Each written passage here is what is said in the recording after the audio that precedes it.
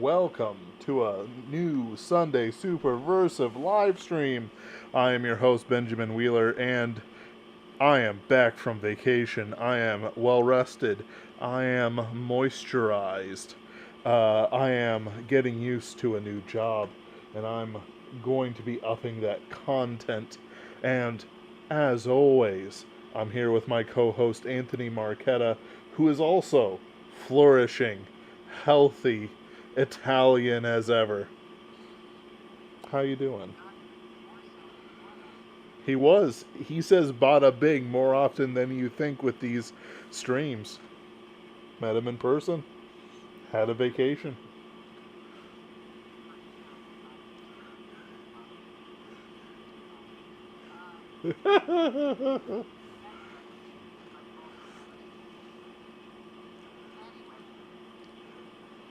I should ask for forgiveness because I did imply that Anthony's a filthy New Yorker with that gag.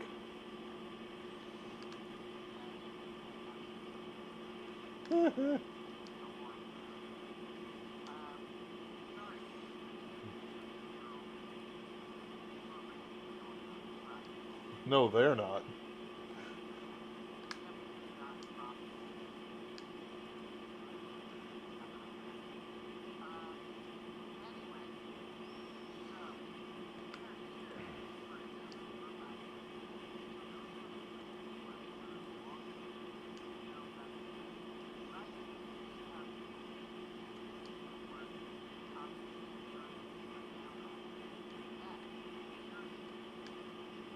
JoJo and Monster. Wait a minute. My Hero Academia.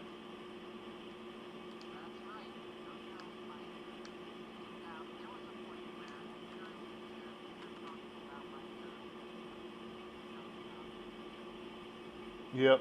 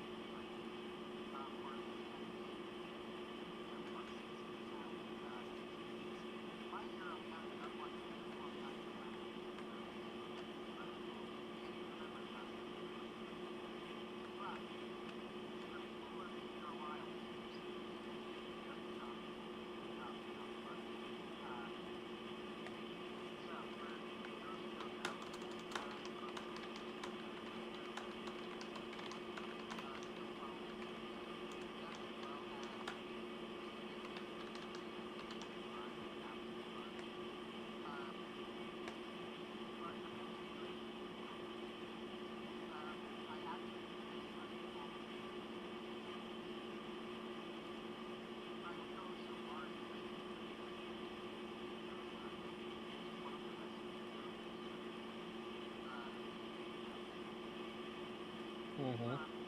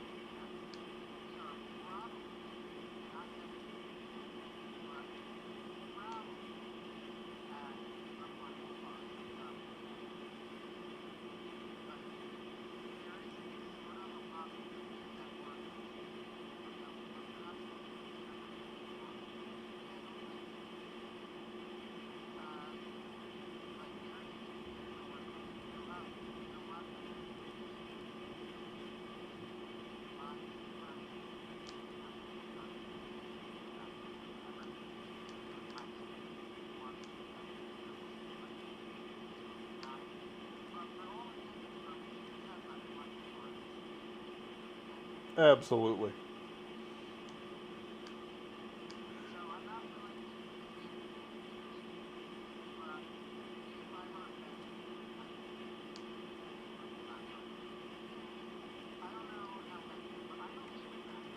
Same. I agree with you.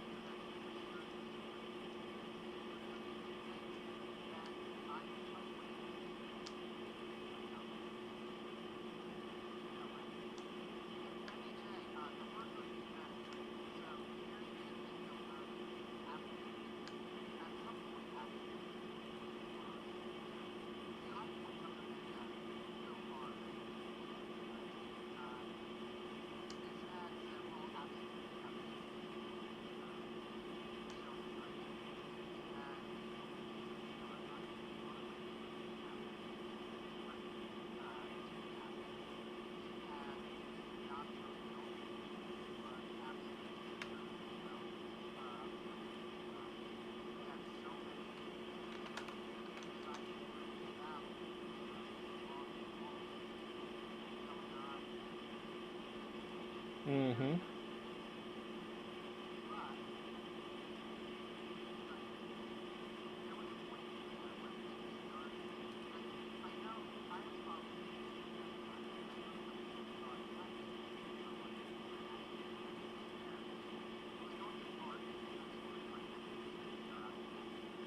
Yes.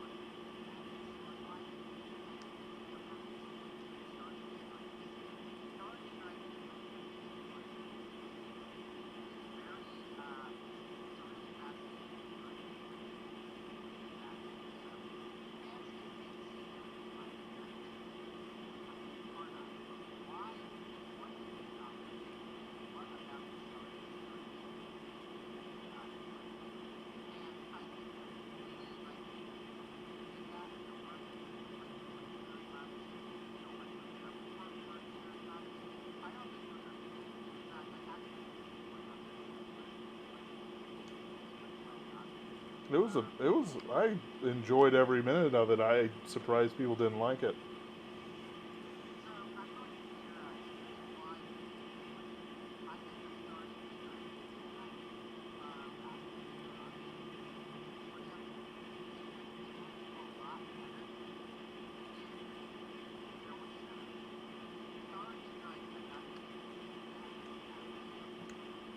I, mm,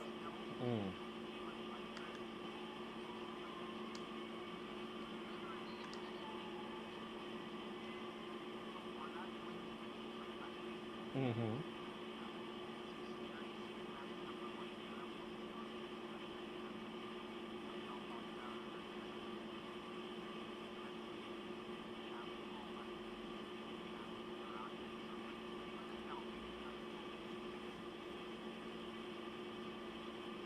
Yes.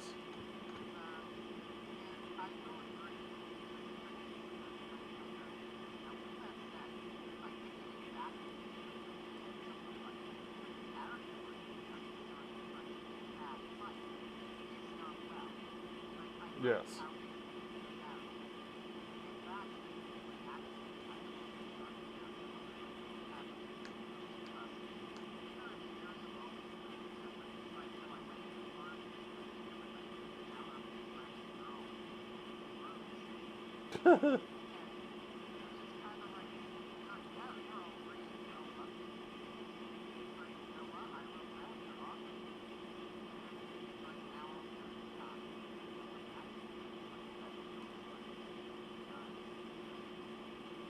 Really?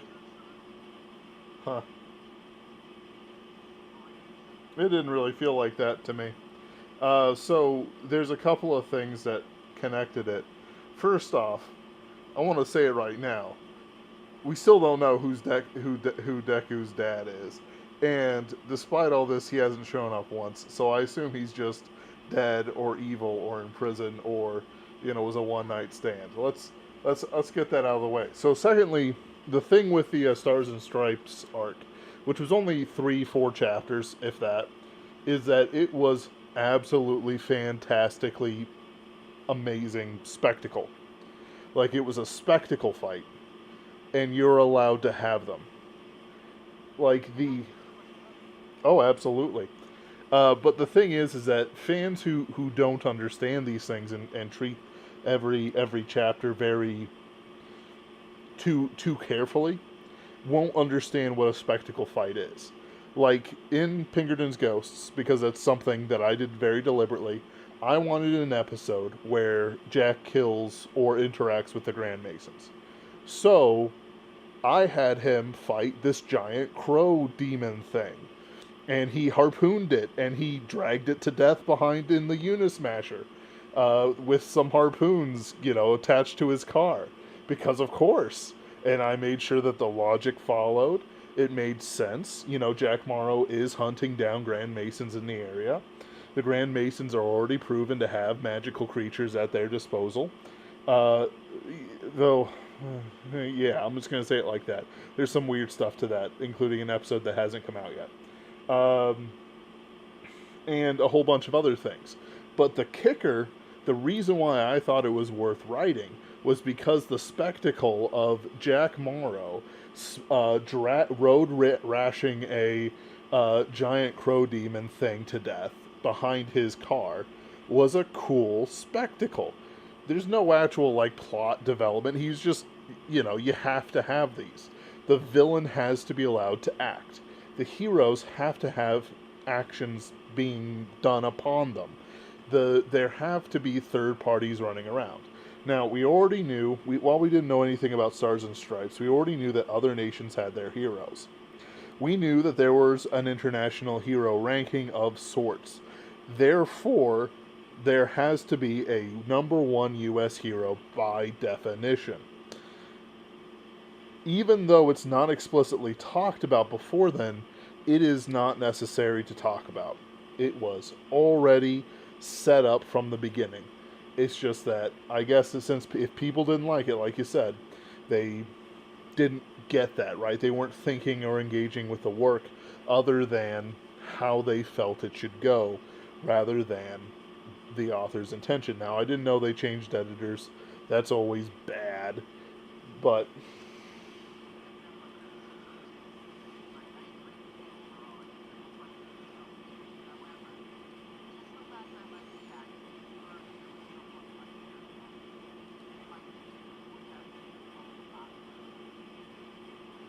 sure. I getcha. I thought they had a movie about her, though. Oh, never mind.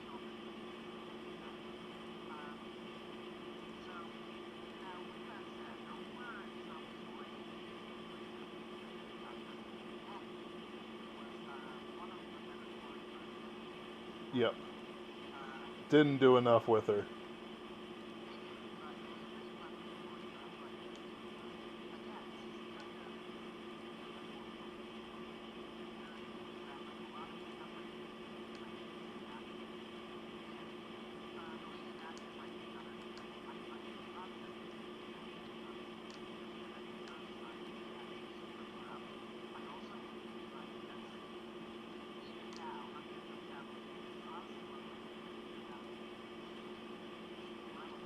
Yep.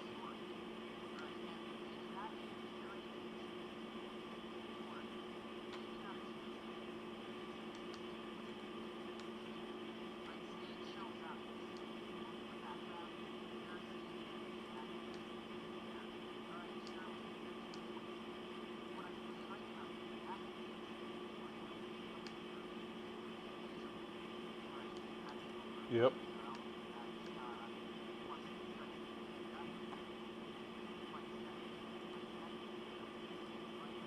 Yep.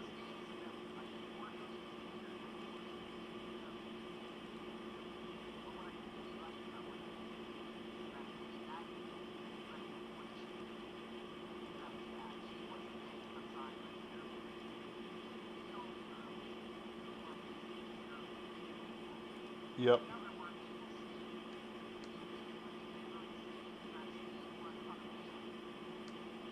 Yeah.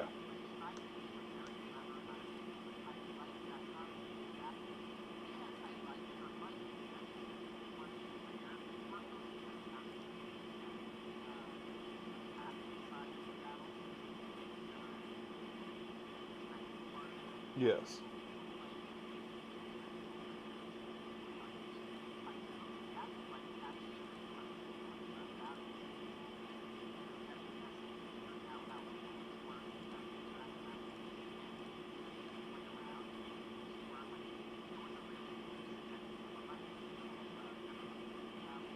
Mm-hmm. Yep.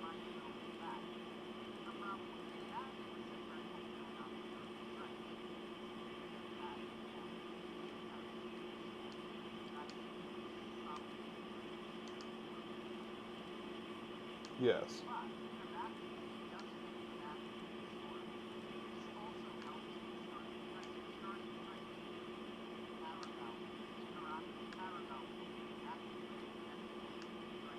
Yep.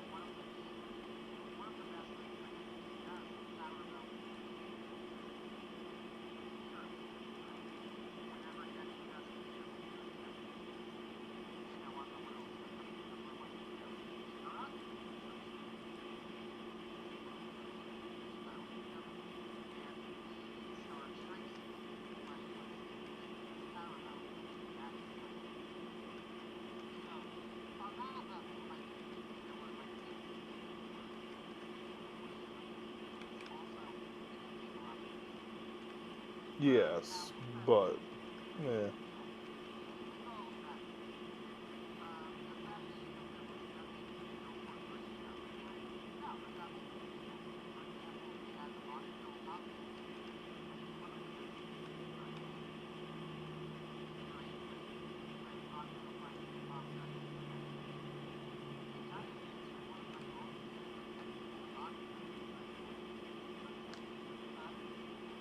Right.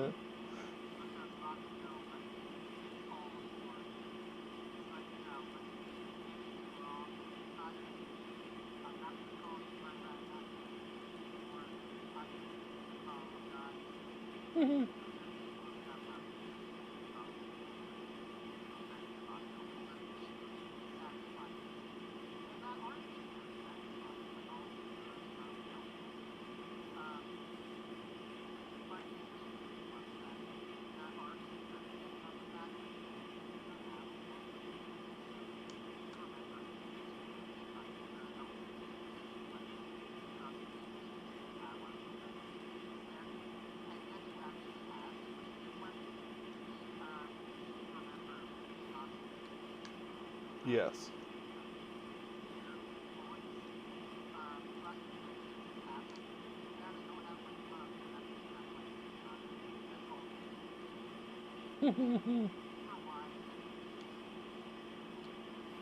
Right.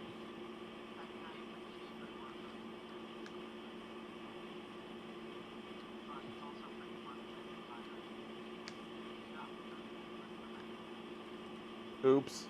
I get. I guess when I overturned my life to be Batman for a bit, guess I, gosh darn it, left him on the dresser.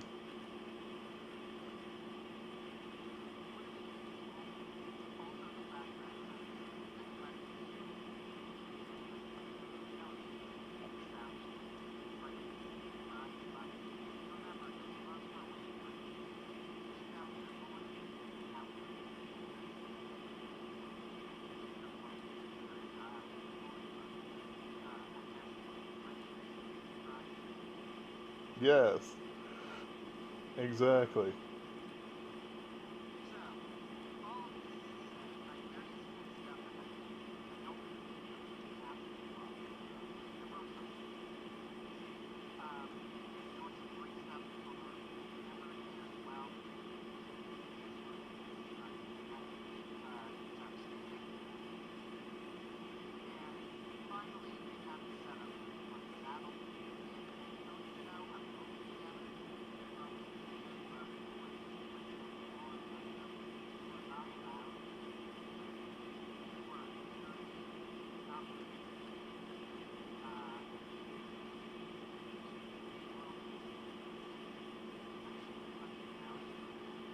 They will. They will.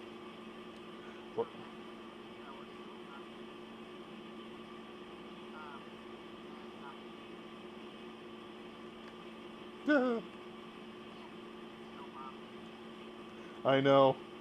It's all you could talk about in Chincoteague. Nothing else. I was sitting in bed staring at the ceiling. Hey, Ben, please don't be about Full Metal Alchemist Brotherhood. Please don't be. What, Anthony?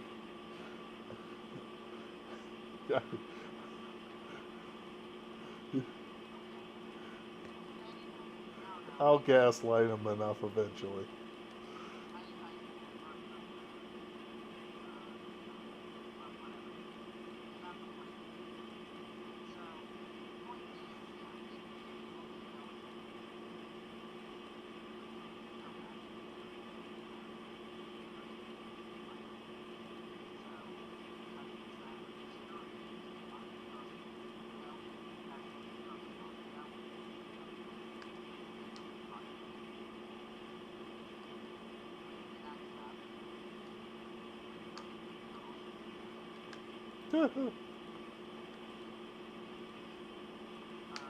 Right.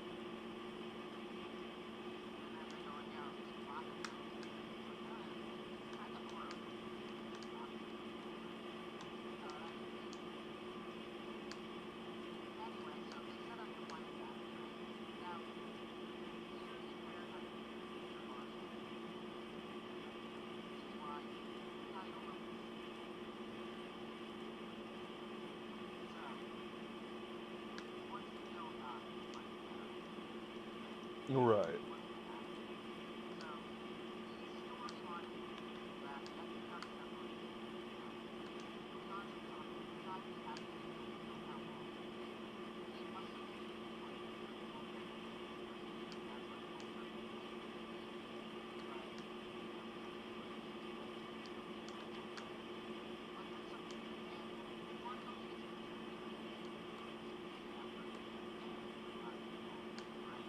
Mm-hmm.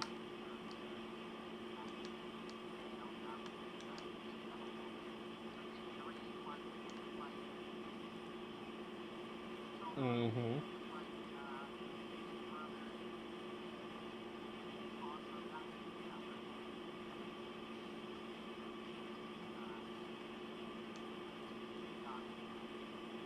Oh, it was fantastic.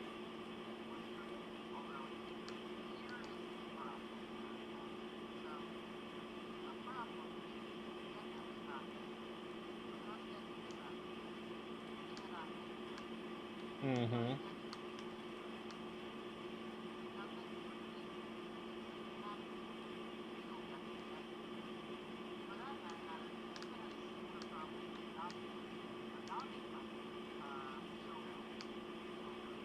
Mm-hmm.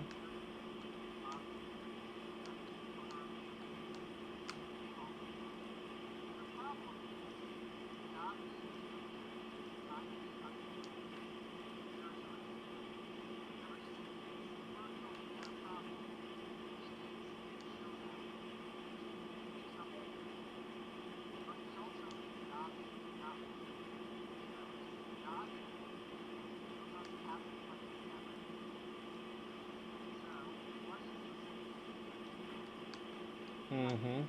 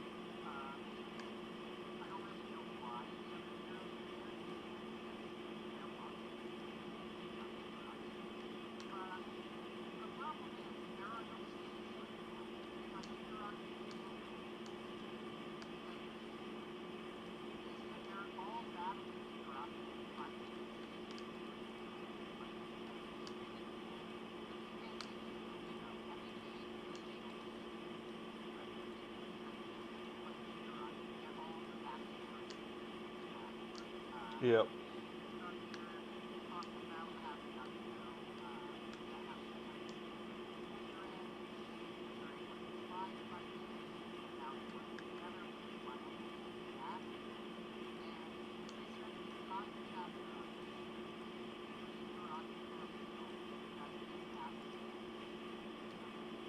Yep.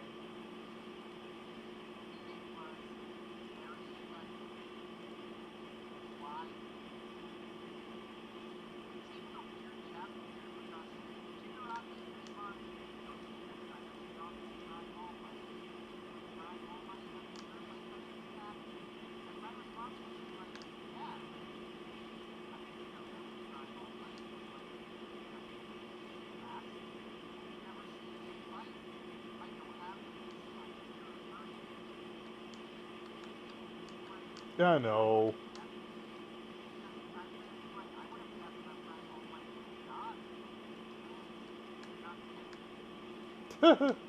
With his super speed.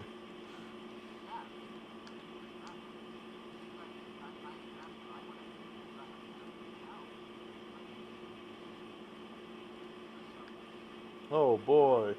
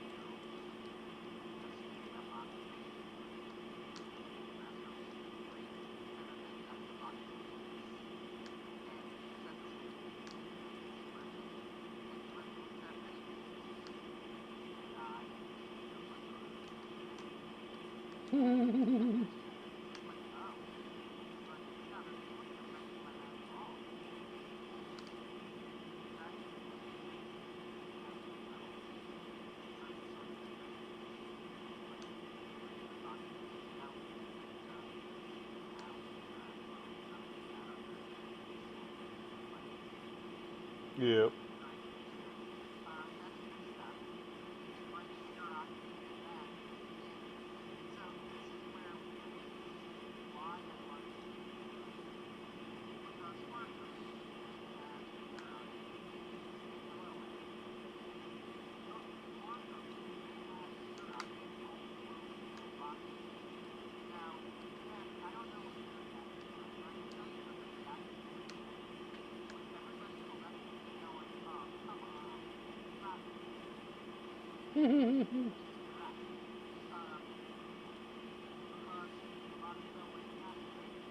Yes.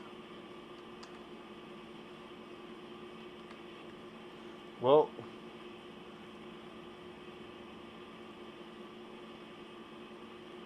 oh. So, say something, Anthony.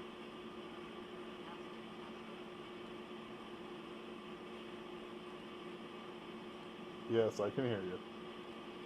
Test? I think it. I don't know why it wouldn't There be we go. working.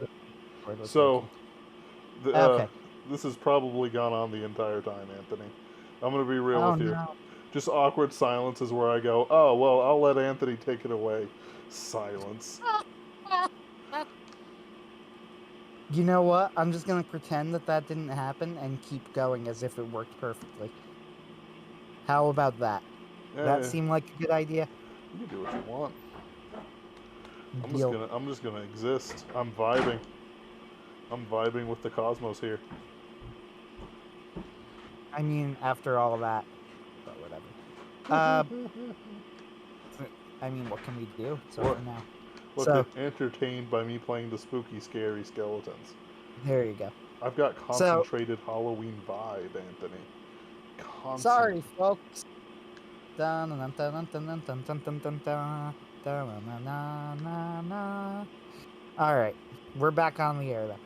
Yeah, we So are though.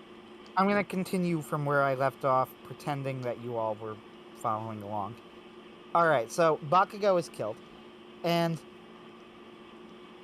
the collective reaction of the fan base was, "Why did Horikoshi do this? No, he's not dead. Everybody knows he's not dead." Bakugo is the most popular character in the manga. He is a cash cow. There is absolutely no chance whatsoever that Horikoshi has killed him before Deku even shows up. Uh, that was also my reaction, because that is the correct reaction. To be clear here, if I were Horikoshi and I were the creator, I would not have killed Bakugo. Yeah. Like, there is absolutely no way that Bakugo was going to stay dead. Which left, even though the chapter, like, again, this has kind of been the problem. The chapter itself was sort of well done and decent in a vacuum, but it was like, really, though? Really? Yep. Really? And then we go a chapter. I don't even remember what happened in the in-between chapter, because it didn't matter. I think that was when Dabi came back to life to reveal that nothing that Todoroki did mattered, and which was another problem. Yeah. You don't ever want And your then, character to go, well, nothing mattered. yeah, exactly. Until finally we get to the latest chapter.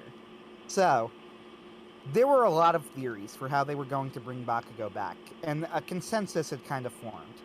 Like, the main one was, number one, Deku was going to have to be there when Bakugo was brought back to life, because it needed to have the impact of Deku seeing Bakugo dead first. Right? Mm-hmm. Like, so that was something that people seem to generally go like, yeah, like, why else would he even do it, right? Like, why Yeah. would you even do this whole thing if Deku's not going to react to it? So surely we'll have some time pass. And there were a few different ideas. One of them was, well, maybe Best Genius. Like, the whole thing was that Bakugo's heart had gotten damaged. So they go, well, maybe Best Genius can repair his heart. We know that Best Genius can manipulate muscle fiber. Maybe he'll repair Bakugo's heart.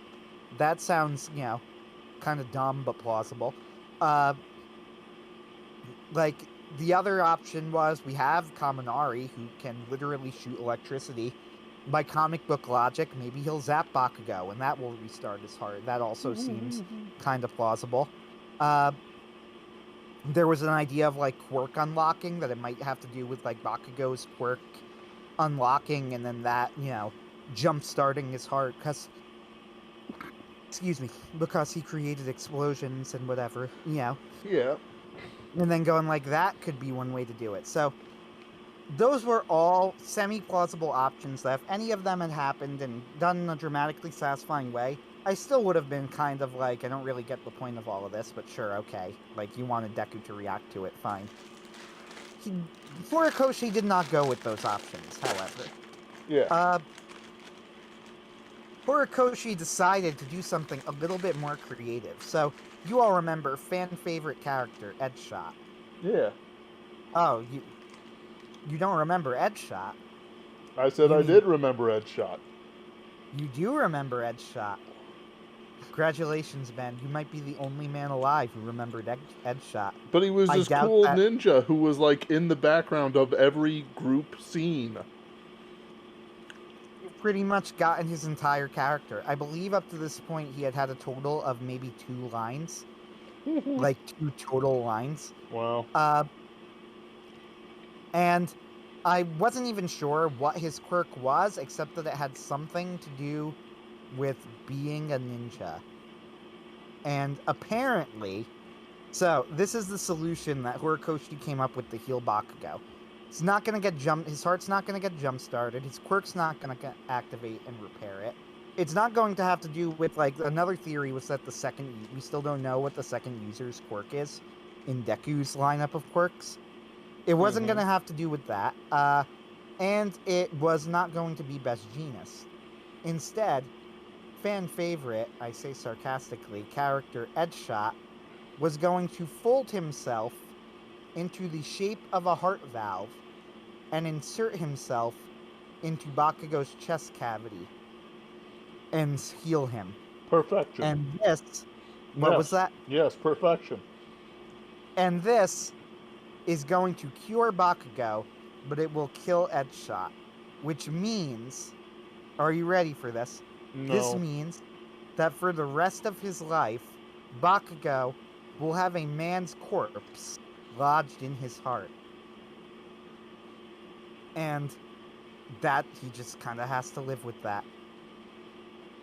Now, I'm going to explain for a moment here, as if, just in case you don't get it, why people were kind of frustrated at this sequence of events.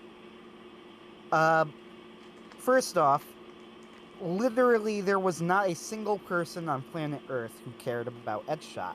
This is because Edshot had up to this point had a total of around 2 lines. Now, he did not have a personality. I did not know what his quirk was until this chapter, when they told me. Now, don't get me wrong, I do think it was mentioned before this point, but I didn't remember it. Uh, so having Edshot be the one to save Bakugo seems a little dumb. Uh, the second thing, the second problem that I have here with Edshot being the one to do this is Deku is not there. Meaning Deku didn't even react to Bakugo's death. So, and by the time Deku shows up, they'll already be doing this plan. So, why did Horikoshi even do this?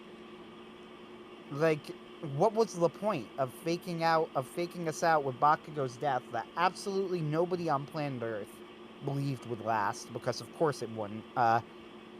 There was zero chance that he was going to kill Bakugo. Horikoshi is very cowardly at killing off characters. Mm-hmm. Why Gran Torino is still alive, I do not know. And I'm going to give you the last reason that I'm frustrated, though admittedly it's kind of personal. Having a conversation with somebody about the Bakugo revival, and they said, one of the reasons I don't like it is that Bakugo's whole thing was that he wanted a perfect victory. You save everyone, no casualties. And I said, all right, I'm going to tell you, I will bet my life on this. There will be a line where this is pointed out to Bakugo, and Bakugo will say, as long as I'm alive, Edshot lives in my heart. There, 100%, I will bet my life that this happens. 100%. I may It has collect to on happen. that. I don't know, What Anthony. was that? I don't know, Anthony. You're putting that out there so publicly. Someone might collect.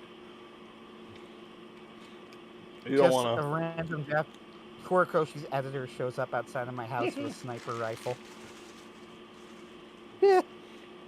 Some random Japanese man wandering around in suburban New Jersey to. with a sniper rifle. Well, now you've told them. Okay. But admit it, Ben, how could you resist? How could you resist doing it? It's so easy. I could see the scene now. Shigaraki mocks Bakugo. Didn't you say you want a perfect victory? Well, it's over now, because Edshot's dead. And Bakugo says, as long as I'm alive, Edshot lives in my heart. Ugh. And it's gonna happen. It Ugh. has to happen. I'll go a step further and go, honestly, it's not even the worst character development, because it kind of shows that Bakugo is, evolving his definition of what is and isn't a victory, right? He recognizes that sacrifice is necessary, but that doesn't necessarily mean that you've lost per se. You've just realized that sometimes not everybody is going to make it out. Mm-hmm. Like, now, with that said, I will absolutely hate it when they use that line. It will kill me. I anticipated every second of this, and I hate it. But also, so on one hand, I would hate it, but on the other hand, if I were Horikoshi, would I be able to resist using it? The answer is no. You better. No, I would not. No, I would have to do it. Ugh. The opportunity is right there. It's right there. I know it's right there. I know. I know. I know. So, maybe you understand why people were a little bit frustrated about the way this went down. So, what would I have done differently as the creator? Now, we jokingly name this like, no. What was the name of the stream? Like, no, I swear it makes sense. It does not make sense. We lied. It makes no sense. It's stupid. But is there a way that you could have done this differently in a way to make it make sense? And the answer is maybe. So, you're Horikoshi, you really want to fake out Bakugo's death. Now, personally, I don't think this is a very good idea because I don't think that there was anybody who was ever going to buy it. But you're convinced this is a dramatic push that your arc needs, so you're going to do it. That's fine. What is a better way for it to be done? What I would do is I would have it so that Deku shows up and sees that Bakugo is dead, as many of the fans figured would obviously be the case, because why else were you doing this? So that Deku can react to Bakugo's death. And it will even be kind of a pushback against Deku's whole goal. Deku's whole goal is like, I want to save the villains without killing them, but now he needs to grapple with the fact that his best friend, for some reason, why is Bakugo his best friend? But his best friend was murdered, Yes. Like, it's now a very personal connection that he didn't have before. I mean, sure, he had a lot of reason to hate Shigaraki and whatever, but it's different when it's literally like your childhood friend growing up and he's just a schoolboy, that whole thing. Deku will now need to grapple with that. So I don't think that would necessarily be a bad thing. Second, I would probably make Bakugo's revival dependent on his quirk unlocking. And the reason is, quirk unlocking is something that we have seen before. We know that it happens. And, I think it would be good to have, like, an Inside Bakugo's Mind chapter, since the Shigaraki Awakening chapter is one of the best chapters in the entire manga. Yes. So, I think doing, like, an Inside Bakugo's Mind chapter on that topic would not be remiss. Right? Mm-hmm. So, I think those are, if you really want to keep Bakugo's death, that's what I would do differently. I would have Bakugo still be dead when Deku shows up, Deku react to it, and then I would have maybe even, in fact, one thing that you could do if you really want to do it, is you could have Deku lose his cool and attack Shigaraki, and Bakugo shows up and stops him. No, don't do it. Like, you said you would save him, remember? Mm-hmm. That would actually be a nice way of showing Deku's character development. One of the criticisms of Deku is that he's kind of Mary Sue-ish. I don't think he is. I think that's an unfair criticism, and I think Mary Sue refers to something more specific. But, I do think that it would be good to show Deku have, like, have his resolve waver for a moment, right? Yeah. In the face of something that's really, that would make sense for him, for his resolve to waver. I And mean, then like, to have so, Bakugo... hold on, but the thing is that Go you ahead. would explicitly use it for something, right? Yes. There would be... That's what I'm trying to say.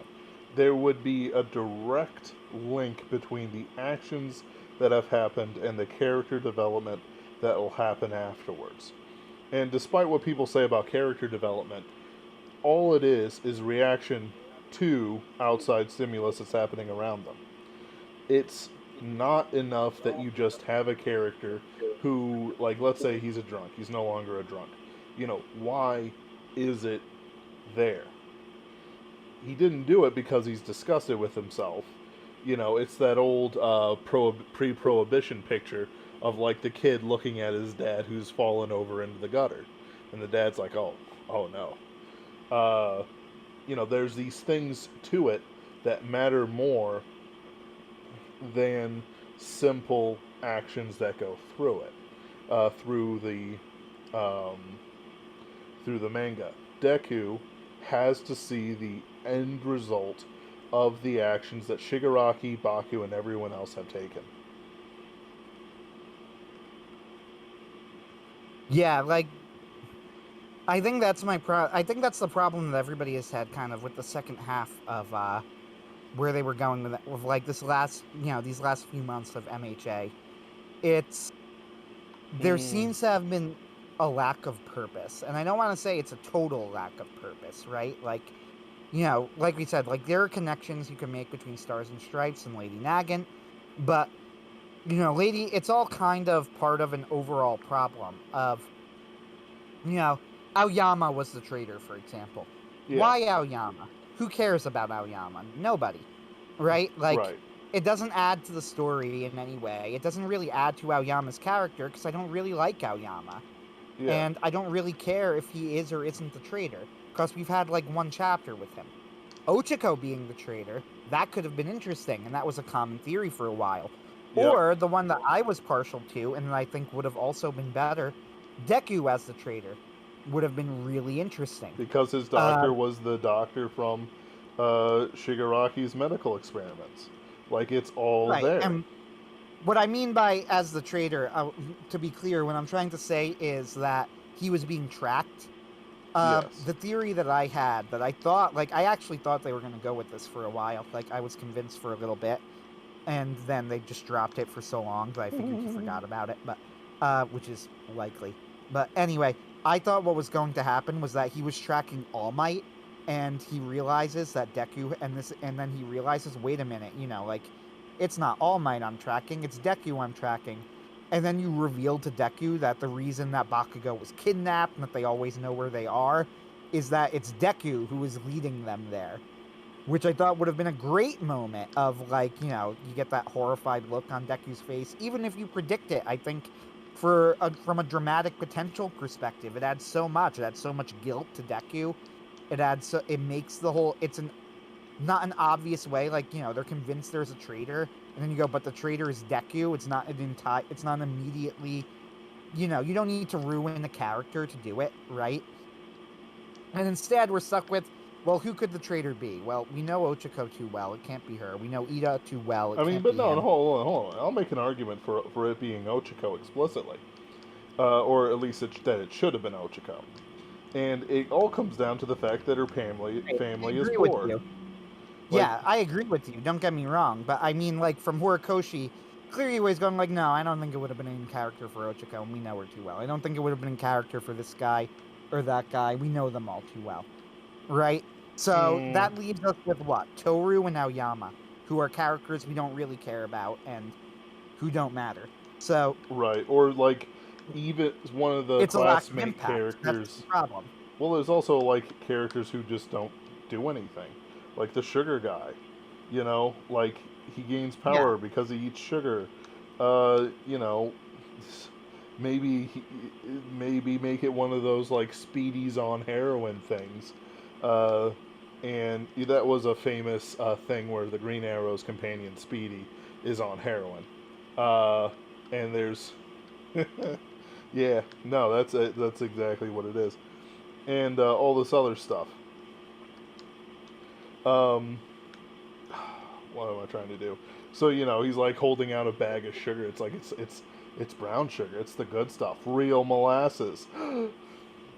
They could have done literally 1,000 different things, but they didn't. They didn't, and Don't get me wrong. I don't think that using Aoyama, like, I don't think it ruined the story, right? no, Like, no. But what I'm when it saying happened, is, I gave it like a C. is that like that was the one of the more generic moves they could have made, especially since they barely did anything with it. Like, I could believe that a lot of Horikoshi's success has just been the fantastic editor he's had so far.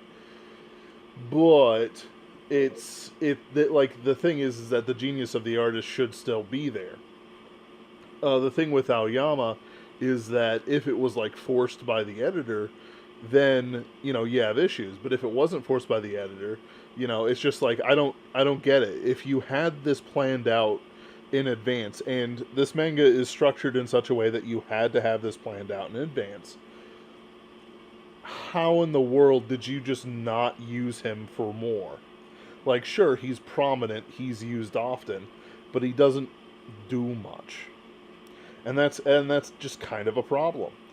Um, Right. One of the major problems here is that, like, we shouldn't be able to predict who the traitor was by going, well, let's see, who is just prominent enough that we know who he is, but not so prominent that it wouldn't be unpopular with the fan base.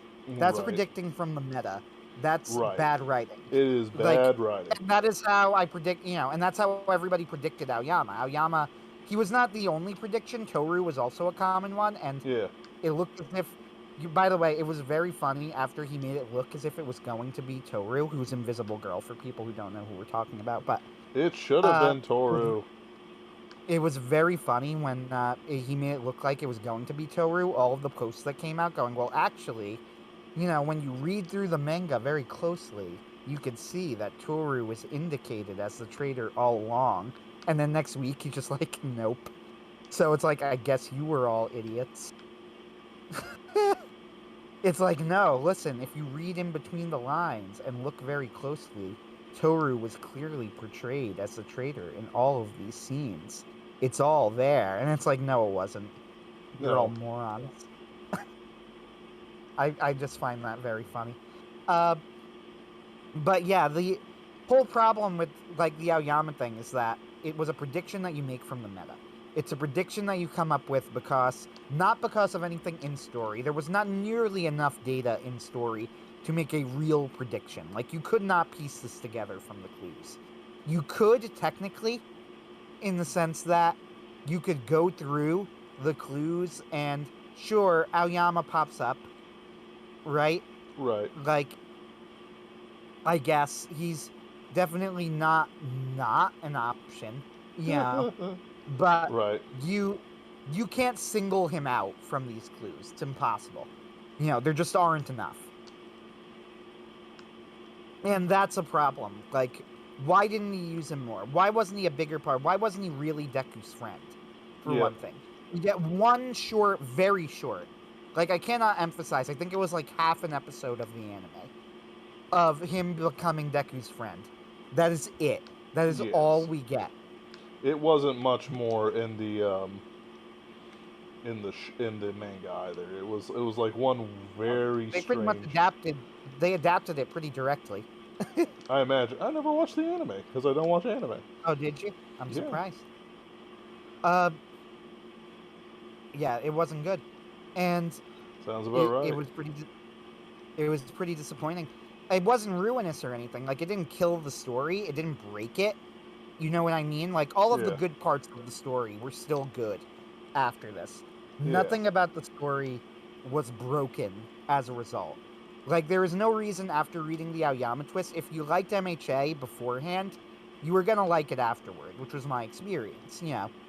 Like, okay, I don't really like the twist, but, like, there's still lots of stuff to keep me reading, so I'm gonna keep reading.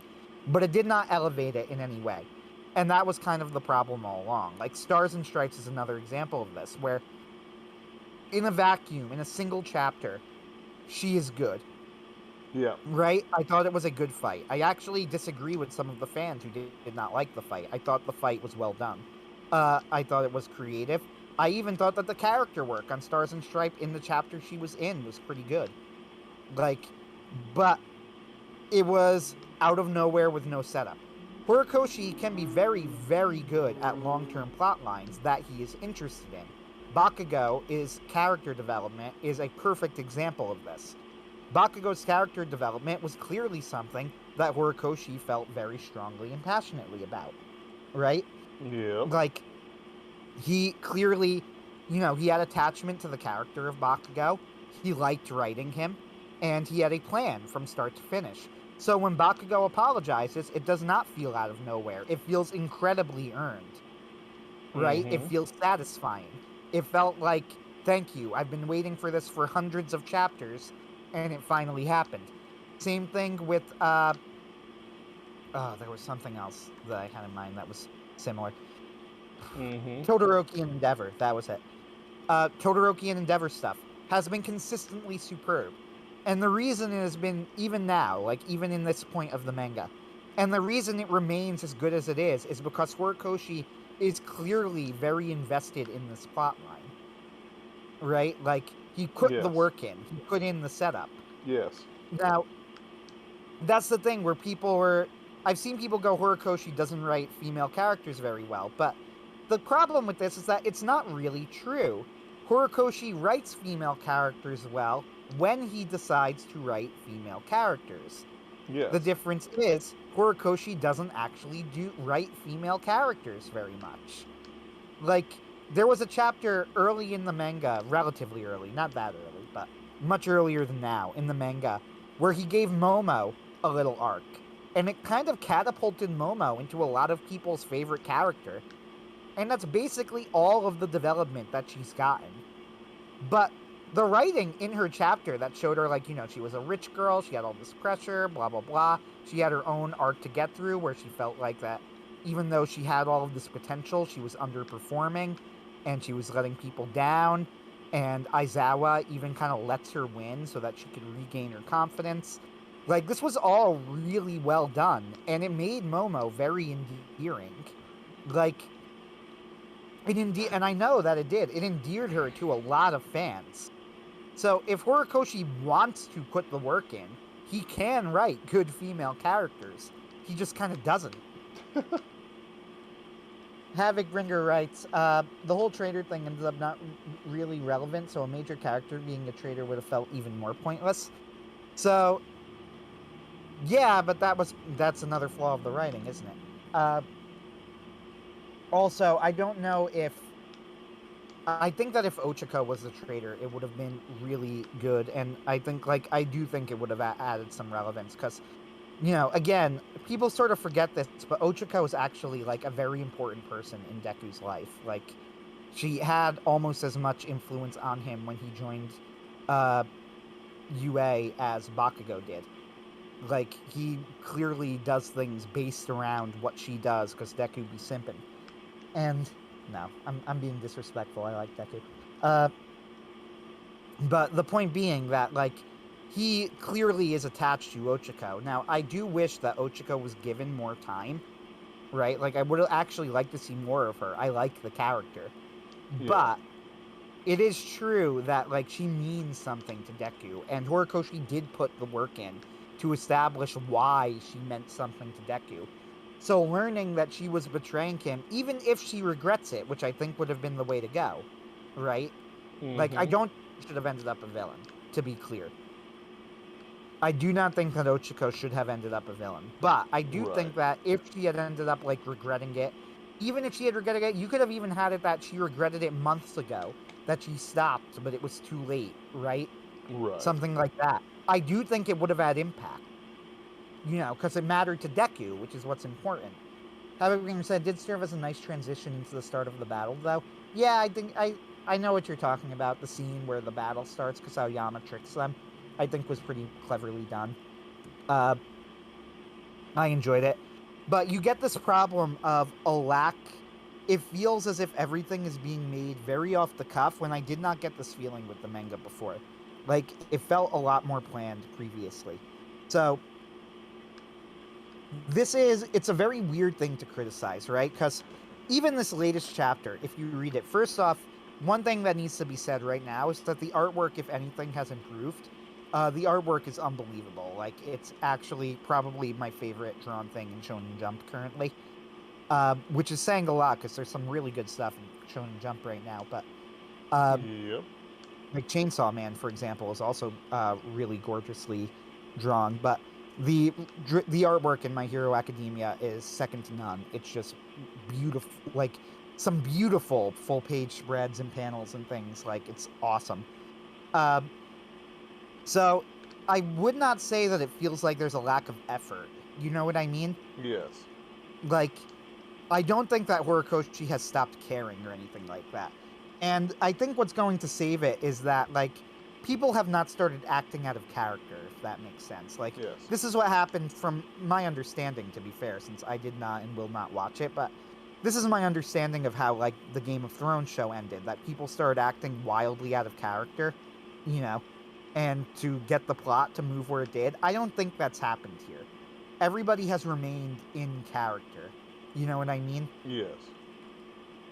So I don't think the story has been broken, if that makes sense. Like, yes. If Horikoshi can bring it to a good conclusion, I do think that it would still be a good conclusion. Like, it would end, I would have an overall positive view of the series. But there's just it just has a weird feeling now. Like, I guess what it is, why was Shigaraki's Awakening such a great chapter? Well, part of it, and, one of my favorite shonen chapters ever. Well, part of it was the artwork, right? It had this really abstract artwork that was just really, really good. But it's more than that.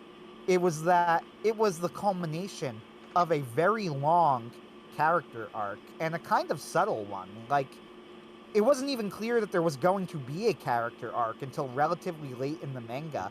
And then Horikoshi pulls it off brilliantly in this scene. It felt like it was planned. It was a culmination. It built on what happened beforehand, right? Yeah. Why was the Dabi reveal so good? Same reason. Everybody kind of had predicted at that point what Dabi would do, but it felt like Horikoshi knew what he was doing with it. It was planned. There were layers to what was going on. It was clearly set up, and he had a vision for it. That's why it works so well. Even stuff like the All Might versus All for One fight. Now, that is one of the all-time great, I don't think it's a stretch to say it's one of the all-time great anime fight scenes. It's an amazing scene. But why is it an amazing scene? Well, it's an amazing scene because it plays off this history. And even though we don't necessarily see all of the history on screen, you feel it in the fight, right? Yeah.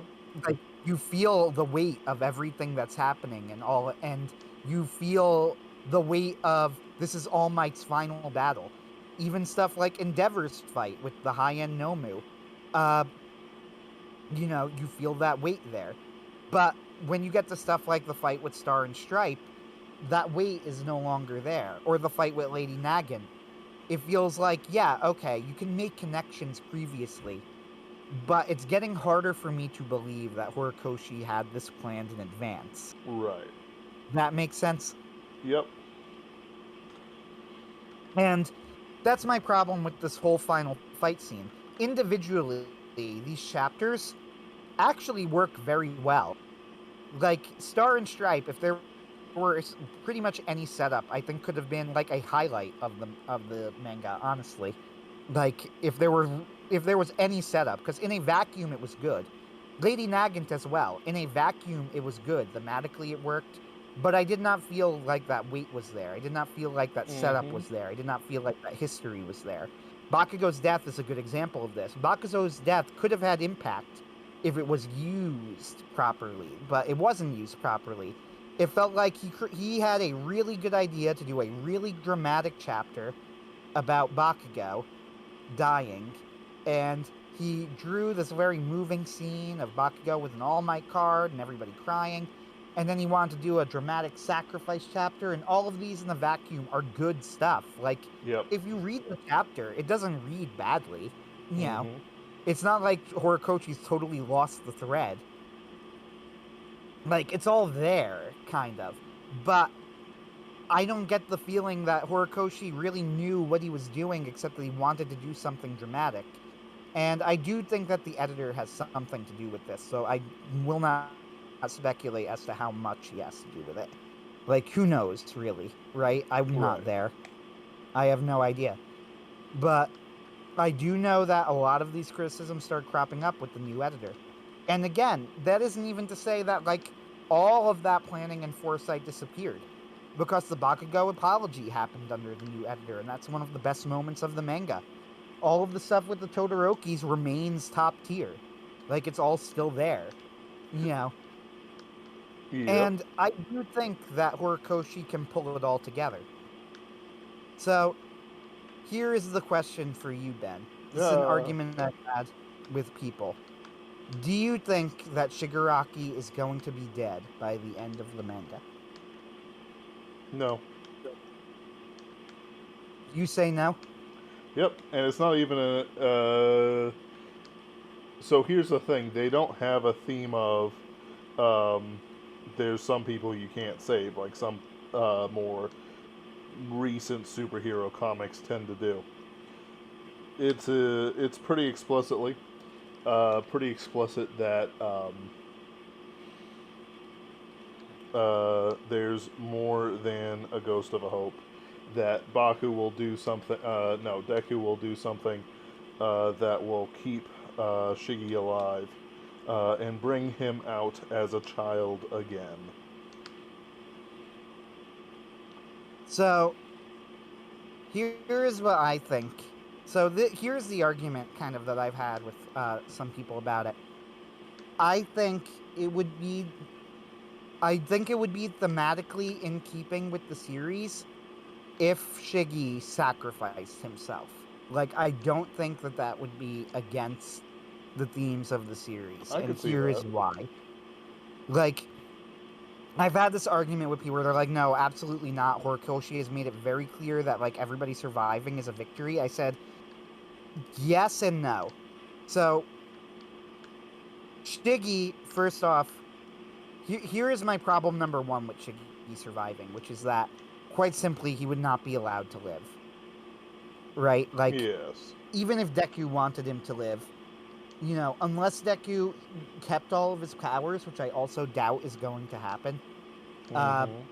but unless Deku and Bakugo, like, guaranteed Shiggy's safety and said, like, no, we're going to protect you, or whatever, Mm-hmm. which does not seem practical anyway, there is absolutely no way that Shigaraki would be allowed to live. He would be killed, like, Yeah. and deservedly so. He clearly has merited the death penalty. He is a danger to the world. He cannot be left alive. Like, one of the arguments I was having is, like, Shigaraki is a psychopath, right? Like, Yes. now, was he a psychopath because he was abused? Yes, absolutely. He was a psychopath because he was abused. No question about that, but he is a psychopath. Yep. Like, there's, you know, the fact that we have a reason for why he's a psychopath does not make him not a psychopath. He has murdered indiscriminately and shown almost no remorse for it. Like, come on. Yeah. Who are you arguing? You know, what are you trying to argue here?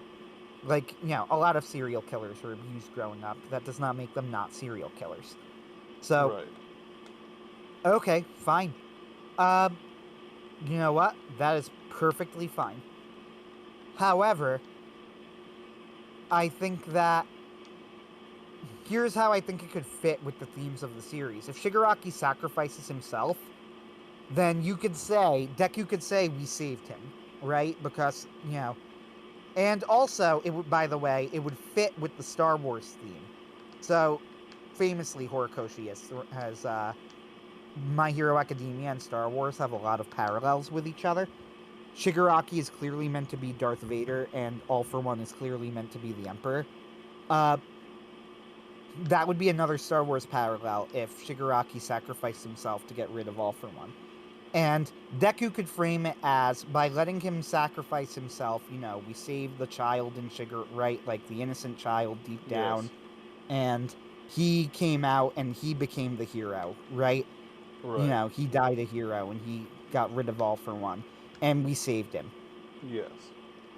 And I think that would actually be kind of a mature way of understanding it. Because I do think that if the series wants to have something to say that is a little bit more, I'm trying to think of how to put it, that's a little bit more nuanced and, like that's actually useful, I do think it needs to grow in its messaging. Because this was something that Trigon understood, right? You literally Right. save everyone.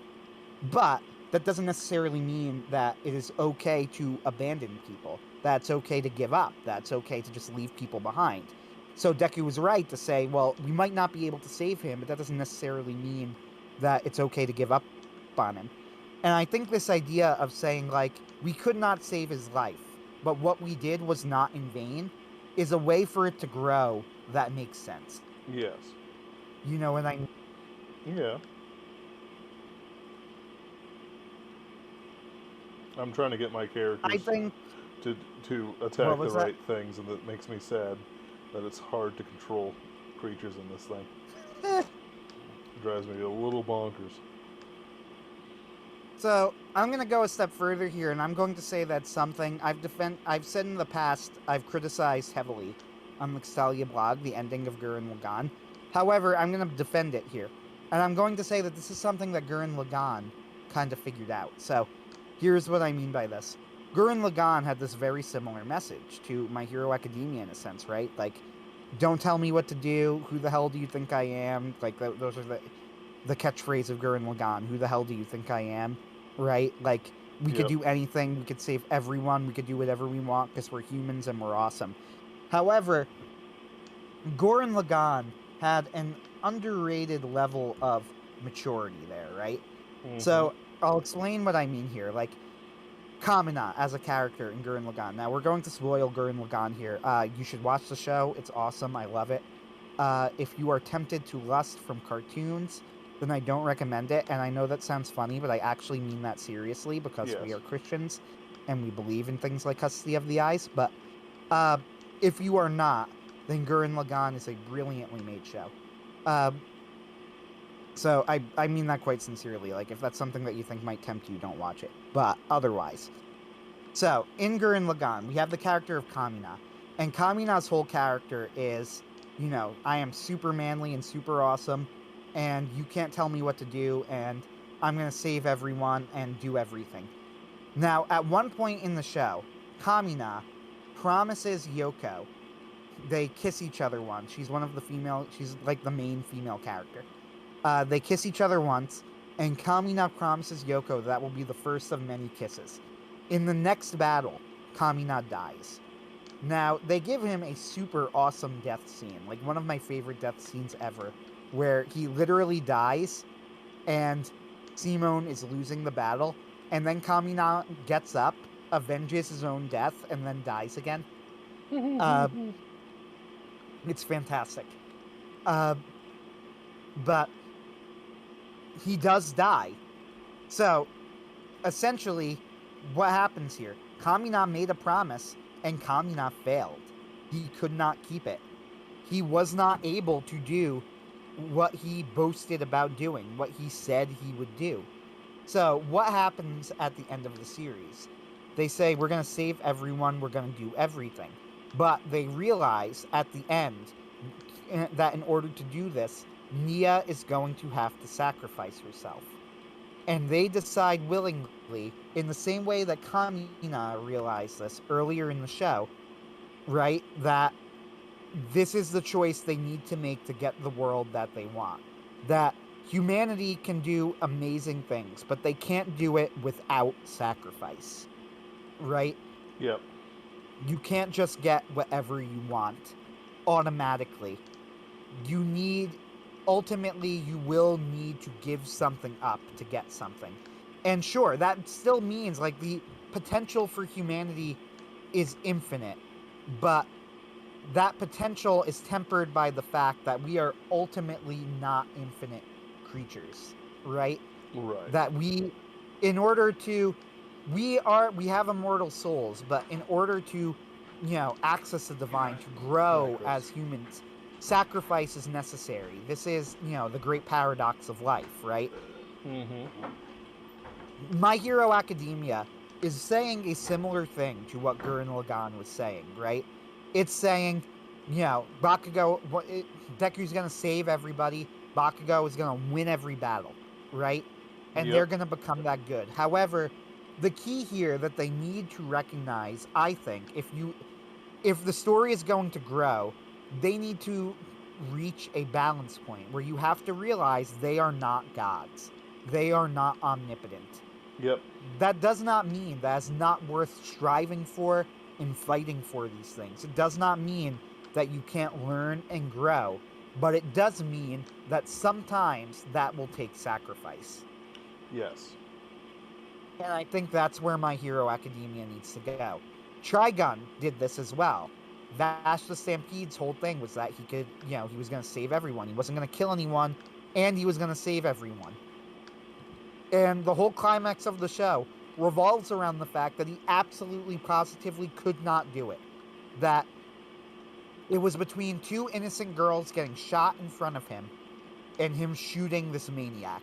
And he chooses to shoot the maniac. And this causes him to question his entire life choices. Now, this is wrong, and I did a whole video on this. The whole problem with Vash's idea is that he was looking at it from a selfish perspective. Like, the fact that I shot him means that I'm a sinner, which is a ridiculous perspective because he saved 2 lives. And he did Right. it by executing somebody who was an objective psycho. However, he was more focused on how it affected him. Now, that doesn't necessarily mean, though, that the answer in that case is, oh, you could do anything, right? Like, it doesn't matter, you got to kill anybody who is a threat. No. The answer is sometimes you can't always do it, but that doesn't mean that that the struggle isn't worth it. Yep. Right? And I think that's where My Hero Academia needs to go. Like, sometimes you're not going to be able to save everyone. Sometimes you're not going to be able to win every single fight. But that doesn't mean that the struggle isn't worth it.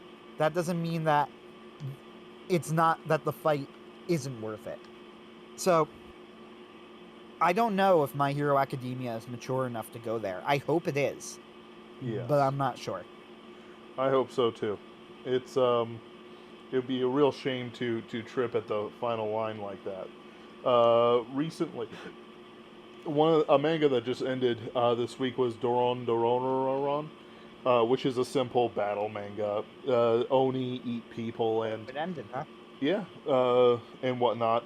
Clearly, it wasn't as popular as it could have been, but it was a nice curiosity. You're gonna read Doron, and you're not going to be disappointed. I want to make that clear. But it's not masterful, and you can kind of tell that it wasn't as popular as it needed to be. So they ended it exactly how they needed to end it. Doron Ikagi, or whatever his name is, the main character, and his monster friend kill the big bad, avenge everyone, and then move on with their lives, because the world of the demons and the people are separated. And he's like, yeah, I'm just going to be a police officer. I'm not actually a magical dude, I don't have any powers. I'm just going to be a good guy. And he moves on with his life. Exactly what it needed to be. Even though it was a short episode, relatively short little thing, I wasn't dissatisfied. I even enjoyed it. So, like, there's ways to go around it to do it. Like, honestly, I don't see how Shigaraki can sacrifice himself and it work.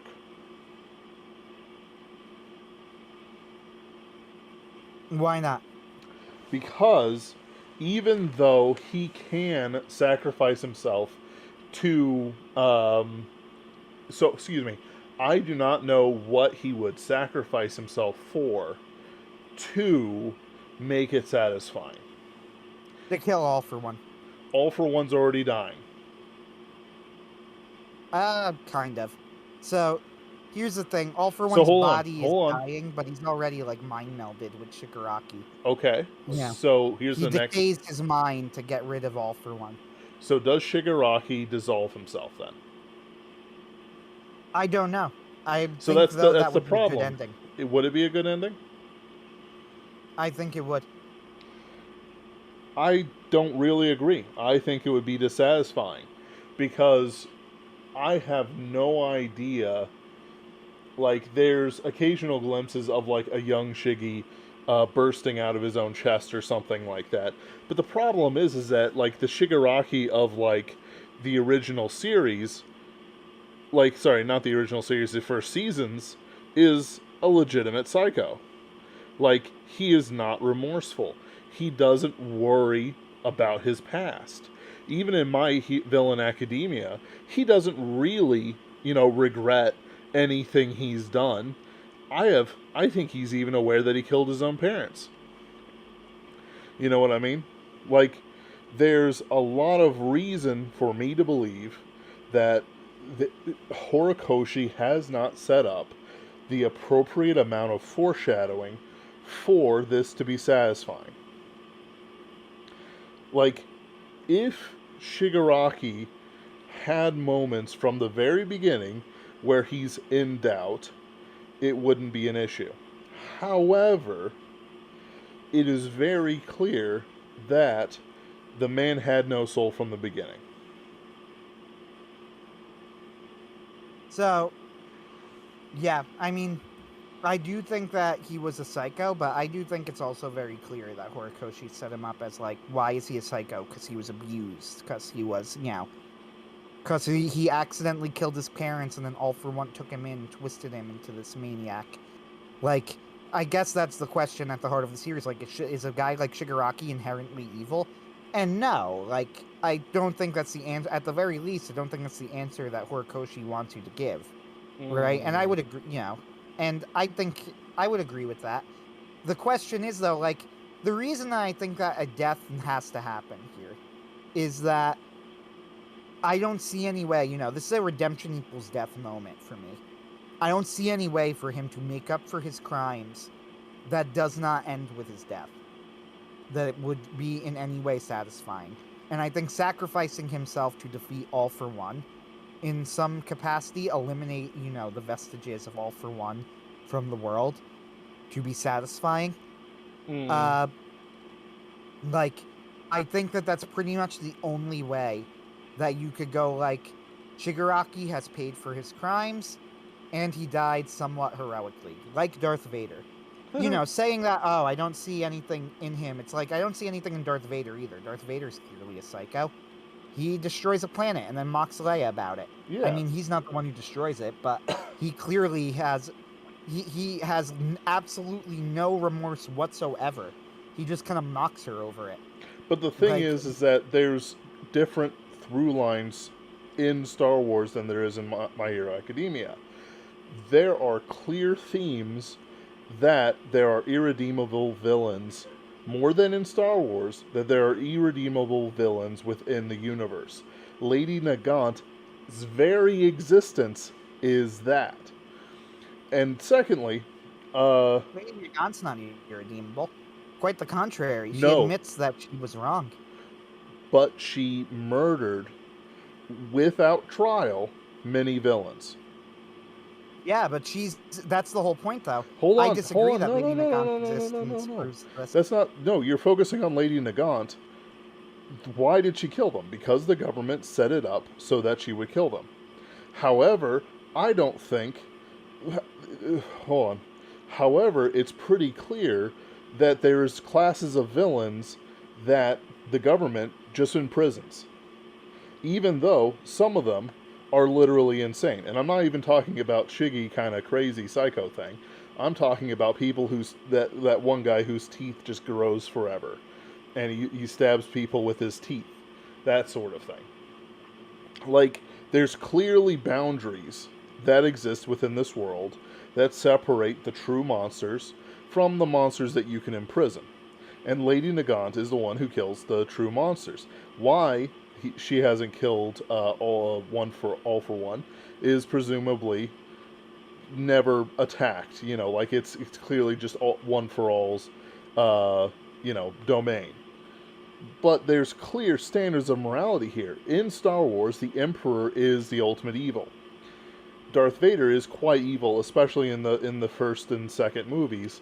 But through the third movie, there's clear lines where Darth Vader is interested in Luke Skywalker as his son. And even though he's doing the dark side thing, he doesn't just, I'm trying to think of a good connection here. But there's subtleties there that don't follow through. There are connections in Star Wars Return of the Jedi where Luke interacts with his father, in The Empire Strikes Back. But the moment comes not when, Luke chats with him, but when Luke is dying in front of him because of the Emperor. The Emperor, who, even before the prequels, was pretty clearly the source of a lot of his troubles. Especially when they started talking about his backstory, that he's machine now, then man. Who made him into a machine? The Emperor. It's not a leap of logic at all. Like, if people were shocked by this, I mean, I have no idea what to tell you. It was there in the context from the beginning. The thing with that, if Shigaraki turned on all for One and killed his original body, I could see that. And then there's a kill switch in him, then he dissolves. But All for One is 100 miles away, uh, dying because he reversed his own time. Then with Shigaraki killing himself, unless they pull Shigaraki out of himself, which is possible to do with the quirks that are on place now, I think that anything will be just an arbitrary, yeah, we killed Shiggy. We killed him, because of this. We convinced him to kill himself. There was a suicide on screen, and it's going to be smiles and all that jazz. And I would hate it because, one, they never introduced Shigaraki with any human connection other than with One for All. Sorry, All for One. They never view him as valuing life. They never view him as even having an interest in the deaths of his family. The only thing is he psychotically keeps their hands on him. Like, he keeps his own family as trophies.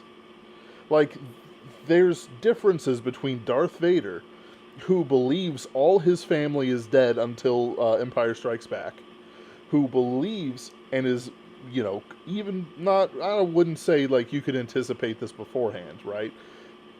But there's clear signs that even though he's like down to torment Luke and bring him to the dark side because sin does that, he still wants Luke for Luke's own sake as his son. Do you get me? So, I get what you're saying, but I don't agree, but not maybe for the reason you think. Okay. Okay, so I'm trying to think of how to put this. So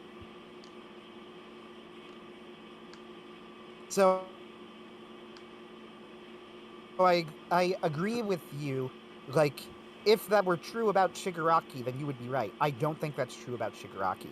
I think that Horikoshi has actually shown a lot of humanity in Shigaraki. Now, I know what you're going to say, that he's like, all of this stuff that he's done, and you're right, but that doesn't mean that he hasn't shown a human side. Like you say, he's shown no human interest in anyone but All for One. This is false. He actually has quite a close connection to the League of Villains. He inspires their loyalty. They like him. He is actually offended when Mirio says he does not have friends. This strikes a nerve with him.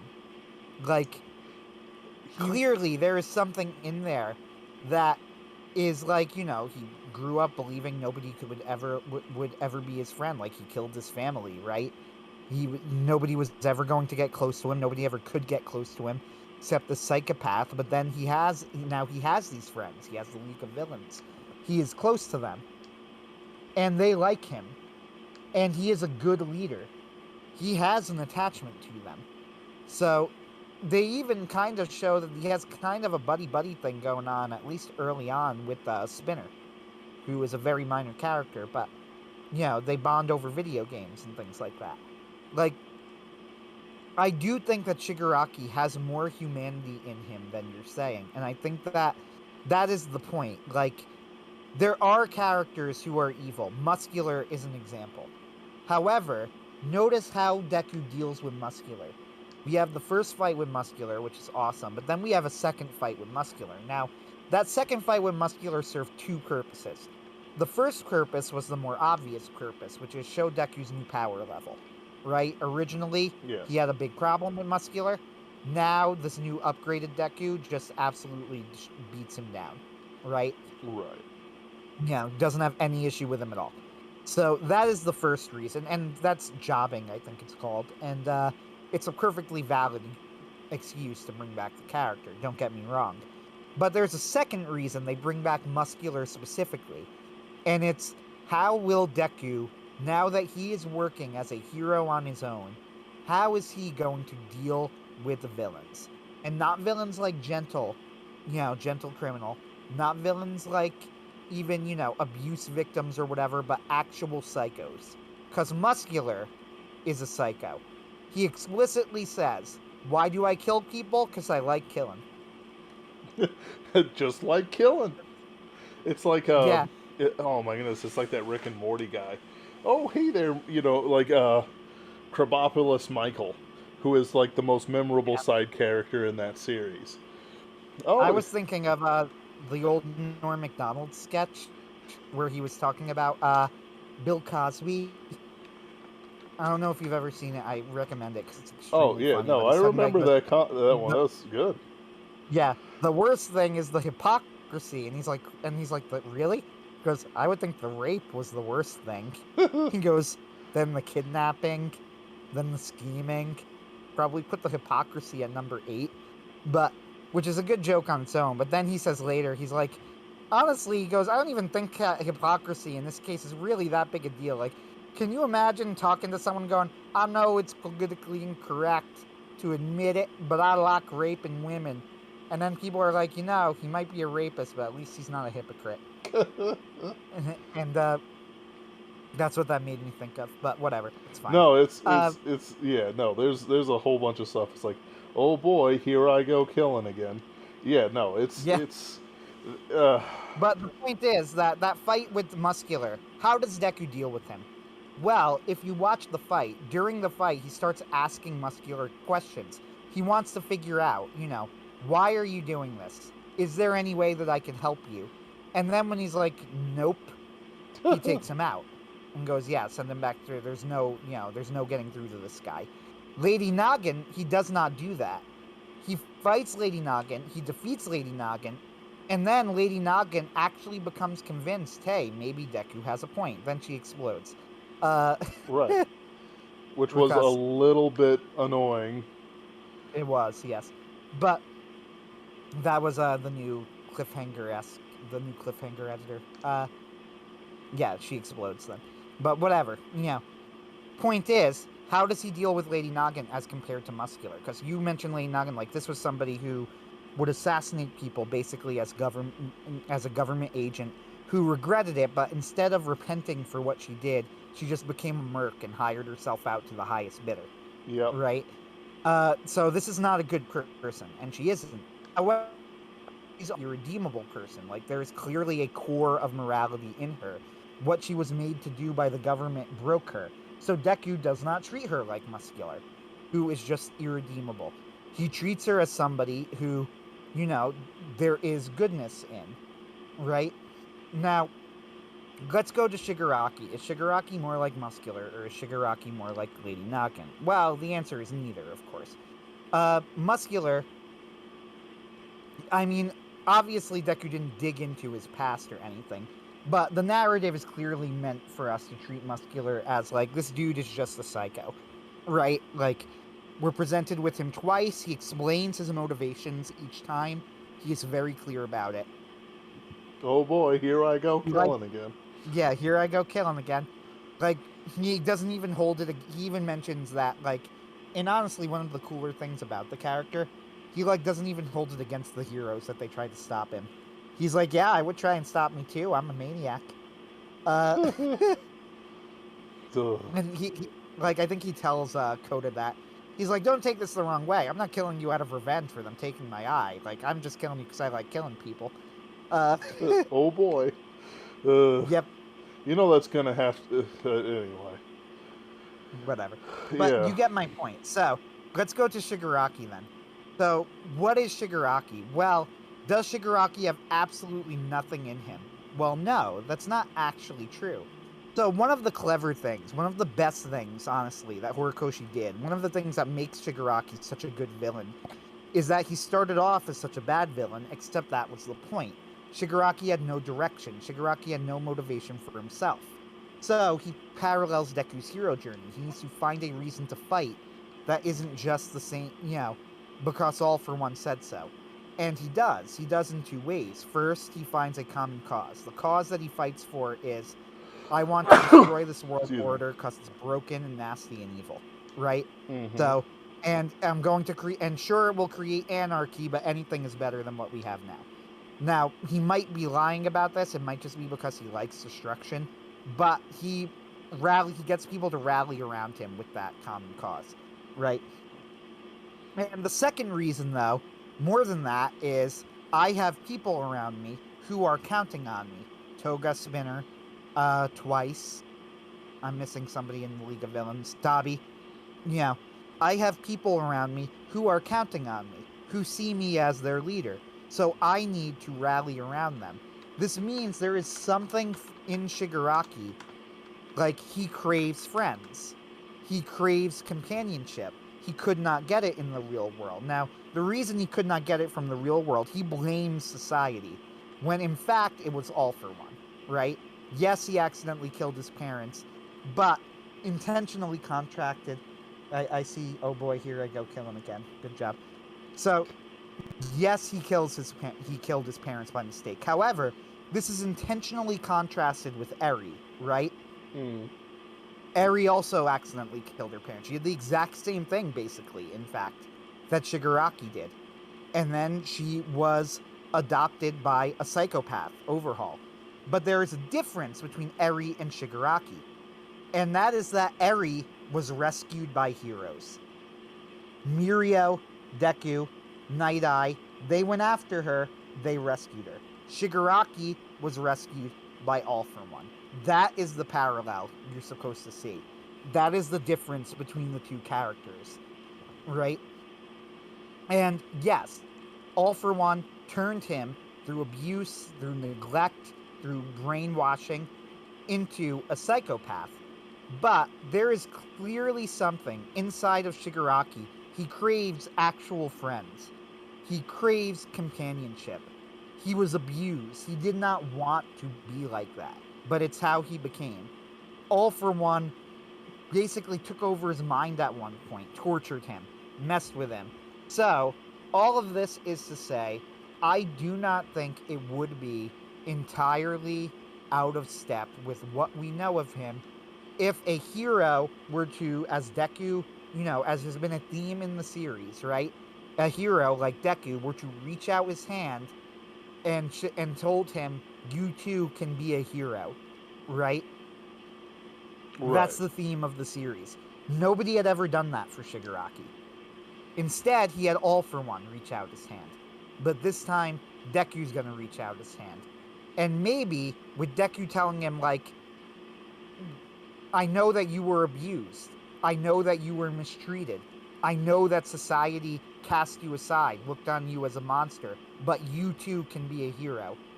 That could turn Shigaraki into a hero. Now, the difference here is that this is why I think the only real way that this can end is that he has to die.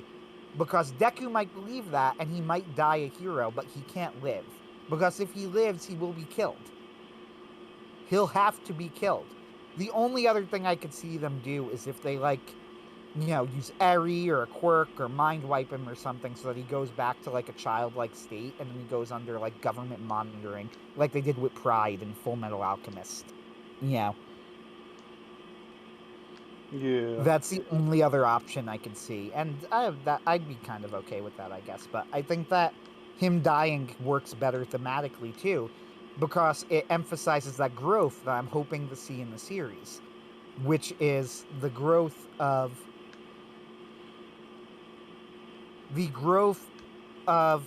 just because we could not get everything we wanted, we're people with limitations, does not mean that we were wrong to strive for more. That we accomplished that by not giving up Shigaraki, not giving up on Shigaraki like everybody else did, not giving up on him as a lost cause, as a psycho, as somebody who couldn't be saved. We managed to save him, and it did lead to his death, and that's tragic. We could not get everything we wanted, but what we did mattered. I'm hoping that's the growth that I would hope for. Now, the only other thing I could see maybe working, and I wouldn't hate it, I guess, is if they did what they did with Pride and Full Metal Alchemist. Like, his mind is wiped, he goes back to a childlike state, maybe Eri reverses him or something, and instead, I'm trying to think of how to put it, and instead he, grows up under government surveillance, like Aizawa raises him or something, because Aizawa's Eri's dad now, so why not Shigaraki's? You get what I'm saying? Yes. Like, I think it's there. Um, is it there as much as Darth Vader? I would say yeah. I don't think they're the same character, to be clear. Darth Vader's whole thing. Now, I'm ignoring the prequels here because we learn about that afterwards. What we get in the original movies. Like, Darth Vader's whole thing was that he had lost everybody and the Emperor had manipulated him. Right? Right. So, finally, Luke manages to break through that manipulation by appealing to the fact that one of his family members is still alive and in front of him. Right? Mm-hmm. And this gets through to him. And yes, you're right. There were hints there. It was there. Even from the first movie when it was clearly unintentional. In a happy case of Kismet, it was there. Uh, However, I do think it's been there in My Hero Academia. Like, I do think we've gotten those traces. And again, I think the most recent time we've seen it has been in this final battle. And this is not a criticism, like, I mean this unironically funny. In a pretty funny moment, like, Mirio actually apologizes because he, like, insults Shigaraki in the middle of the fight, going like, you have no friends. And Shigaraki's like, that's mean, I have friends. And then Mirio's like, it's like, I feel like I hit a nerve. And then he's like in the middle of this like life and death battle, and he goes, "Sorry, dude, I didn't mean to insult you." He's like, "I guess that was a low blow. I'm sorry." Which, that's not a criticism. I actually found that unironically funny, and I think it was supposed to be funny. So, it was a good joke. Sure. Well, We are almost at 9 o'clock. Anything you want to add, Ben? no. I said my piece. I'm not. I wouldn't be satisfied if there isn't a knockout, drag-out fight that ends in death. Yeah, there needs to be a fight, but but I think there will be. But the thing is that even though there is, sure, I'll accept it. There's something there that could be used for it. That's not the same thing as it should be used. Ultimately, I believe that the early representations of Shigaraki are somewhat different than the ones put here. And the only character that was displayed for a very long time, until the My Villain Academia arc, was that Shigaraki is something of a psychopath. There's several arcs there where, like, especially with the Shi Hisaki, where he just gets overwhelmed by the quirk Yakuza, and they're the main villains for a bit. And I know that Shigaraki was never not going to be the main villain in the end, but they changed up how things go with this stuff. And it hurt the character going forward. And I think hold on. Let me throw something out there for you. The Shi Hisakai. Hold on. All right. And I think that people mistake the Shi Hisakai arc and then Shigaraki's development afterwards for character growth, when in actuality they used the Shi Hisaki arc to separate the mind from Shiggy and allow people to accept a break in the character that was developed before. Go for it. So I'm going to disagree with that, and I'm going to tell you why. There's actually something that they're doing if you pay attention in the Shi Hisakai arc. I think that this is a case of Horikoshi was planning it, and I'll tell you why. There is an intentional contrast between the way Overhaul handles his men and the way Shigaraki handles his men. Overhaul sees his men as tools, as disposable. He does not care about them. He lets them die. Shigaraki, notably, does not. And that is the point of the contrast. Shigaraki is Overhaul's opponent in a similar way to like how the heroes are. Because again, one of the smartest things that Horikoshi does, Shigaraki's development parallels Deku's development. Mm-hmm. What makes Shigaraki better than Overhaul?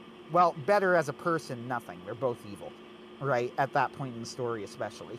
Mm-hmm. But he is better in the sense that, unlike Overhaul, who sees his men as disposable tools on his quest to a perfect world, Shigaraki actually values his team as people. He likes them. He values them as friends. And that is an intentional contrast. Like, the whole idea of that arc was that the reason that Shiggy was going to be harder to beat than Overhaul was is because, unlike Overhaul, his team actually had a bond with him, and he had a bond with them. And that is why Shigaraki wins, by the way. He actually wins in the end. Now, granted, he does it because the heroes intervene, he steps aside, but that's partially part of the plan, right? And then he steps in and he manages to eliminate Overhaul's quirk. I mean, temporarily. Apparently, Overhaul can, like, quirk out with his feet now or something. What?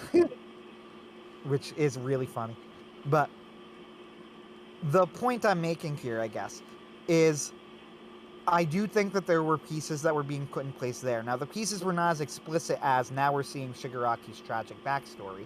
However, there were pieces being laid that Shigaraki valued things that you would not expect a villain to value.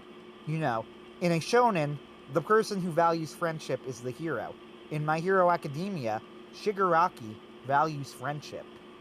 That's notable. All right. Well, I'll accept that. Join us next week where we're probably going to do something different. But maybe horror related. Who knows? That's not a bad idea. See you guys later.